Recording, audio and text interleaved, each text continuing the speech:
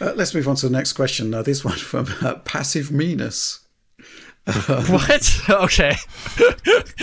Hey gents, exclamation point. Following the recent content covering Marvel's Spider-Man Spy debug menu, that one's for you, Alex, I guess, that was accidentally added via a patch, do you think more devs should add debug menus on games via Easter eggs for us curious who just want to mess about, just like the good old days? I think it provides great insight in how games work under the curtains. Under the curtains, behind the curtains, maybe, and is really fun! Exclamation point. And speaking of Marvel's Spider-Man 1040 STF, actually, we go to you first on this, Oliver. He asks, will Oliver keep his PS5 offline for all eternity now?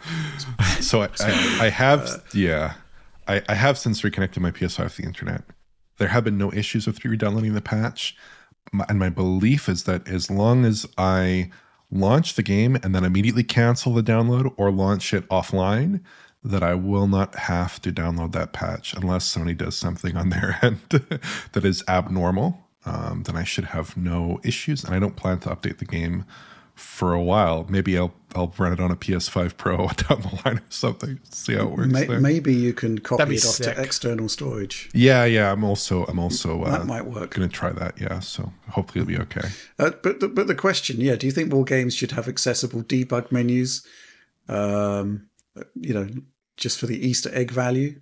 I mean, I think I'd love that. I think it's a great way to explore games and see what's going on under the hood. I certainly think with Spider-Man, it was really interesting, especially the performance metrics, which gave us some insight into how that game runs that you don't normally get. Like, you can just approximate resolutions, but you don't actually see it in real time, and all the processor loaded information. That was just really cool. Very PC-like in that respect. Mm-hmm.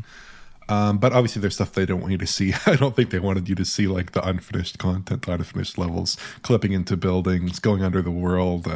Maybe there's stuff in there. Probably they don't want you to see the resolution information either, but maybe that's not quite as damaging potentially as just seeing a lot of unfinished content. So I totally understand the commercial and editorial imperative to keep that content away from my grubby hands.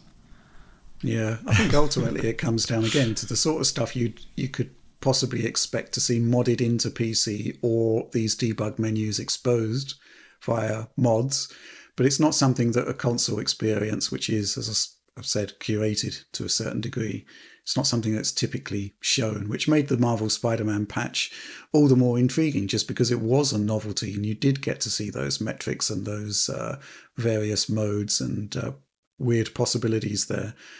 Thoughts there on this question from Passive Meanness? Yeah, I was just about to say, did I write this? Because it not only has a nice German in there, did you? Which is funny, but it also uses an idiom incorrectly, which is something I do all the time. Well, under the curtains. Under the curtains. I could have said that.